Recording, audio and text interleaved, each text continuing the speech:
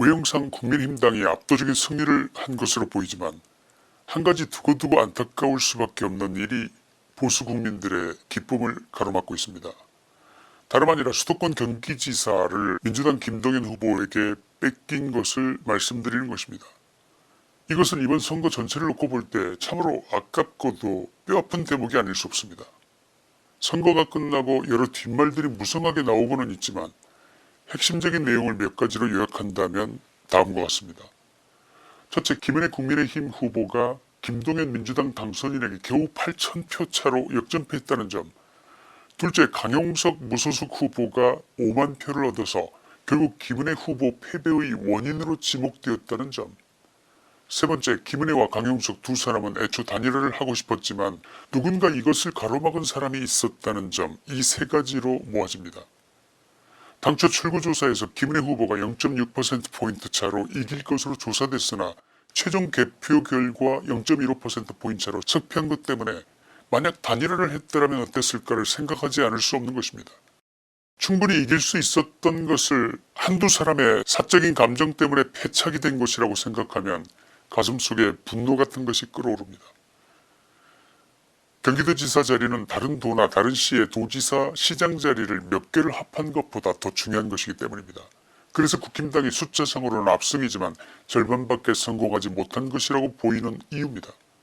선거 막판에 나온 두 사람 김은혜, 김동연 간의 박빙이었던 지지율은 누가 보더라도 왜 단일화를 해야 하는지를 극명하게 보여주고 있었습니다.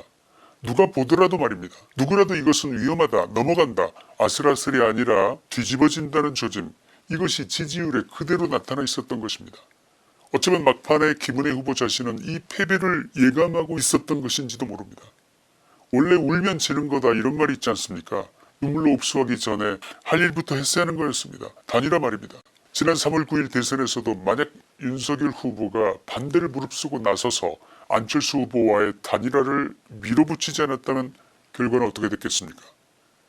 지금의 윤석열 대통령을 볼 수 있었겠습니까? 같은 편의 표가 갈린다는 것은 본래 그런 법입니다. 그때는 윤석열 후보가 이재명 후보를 5에서 10%포인트 앞서고 있었지만 그렇더라도 윤석열 후보는 단일화 없이도 이긴다는 이준석의 말을 안 들었습니다. 단일화를 밀어붙였던 것이 신의 한 수였습니다. 그런데 하물며 어떻게 김은혜, 김동연 사이에 1%포인트 차이를 지거나 이기거나 엎치락뒤치락하는 이것을 보고도 단일화를 거부했냐는 것입니다. 선거를 이길 생각이 아예 없었던 것입니까? 뭡니까? 사실은 짐작이 가는 한 사람이 있긴 합니다. 이 단일화를 온몸으로 막은 한 사람 말입니다. 선거가 있기 전 이준석 국민의힘 후보와 강용석 가세현 소장 간에 이런 일이 있었습니다. 첫째, 가세현 강용석 소장은 이준석이 2013년에 아이카이스트 대표로부터 성상납을 받았다는 사실을 폭로하고 알선수재 혐의로 이준석을 고소했습니다. 둘째, 이준석은 명예훼손의 혐의로 가세현을 고소했습니다. 셋째, 가세현 강용석 소장은 이준석 측에서 성상납을 부인하기 위한 목적으로 증거인멸을 시도한 사실을 녹취해서 폭로했습니다. 네 번째, 지방선거를 앞두고 강용석 소장은 국민의힘당에 입당을 시도했고 서울시당에서는 입당을 허락했습니다. 그러나 이준석 대표는 강용석과의 통화 녹취를 공개하면서 사실상 당 최고위원회 회의에서 투표 형식을 빌어서 강용석의 입당을 불허하는 결론을 만들어냈습니다. 다섯 번째, 이에 반발한 강용석은 무소속으로 경기지사 출마를 강행했습니다. 여섯 번째, 국민의힘 당윤리위원회는 성상납 비위 혐의로 시민단체와 가세현으로부터 고발을 당한 이준석 대표를 윤리위원회 회부, 징계 절차에 들어가기로 결정했습니다. 일곱 번째, 선거 이틀 전날인 5월 30일 강용석은 우크라이나를 방문할 계획이라는 이준석을 상대로 서울중앙지검에 출국금지 가처분 신청을 냈습니다. 이쯤 되면 그림이 보이지 않으십니까?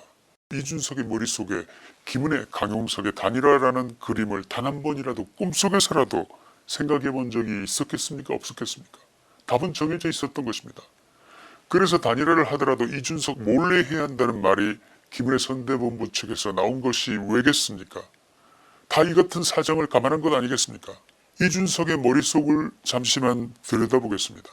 그의 머릿속에는 강용석 혼자서 스스로 사퇴를 하든지 말든지 이거였을 겁니다.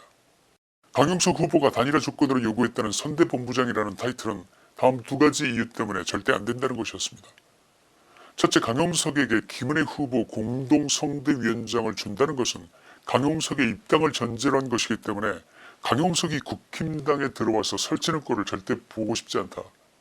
둘째, 공동선대위원장이라는 직함은 강용석의 그동안의 모든 과거, 예를 들면 도도맘 사건에서부터 아나운서가 되려는 여대생들에게 그 발언에 이르기까지 그에게 있었던 모든 불미스러웠던 과거에 대해서 면죄부를 주는 행위가 될 수 있기 때문에 그런 판을 강용석에게 깔아주진 않겠다. 이 두 가지였을 것입니다.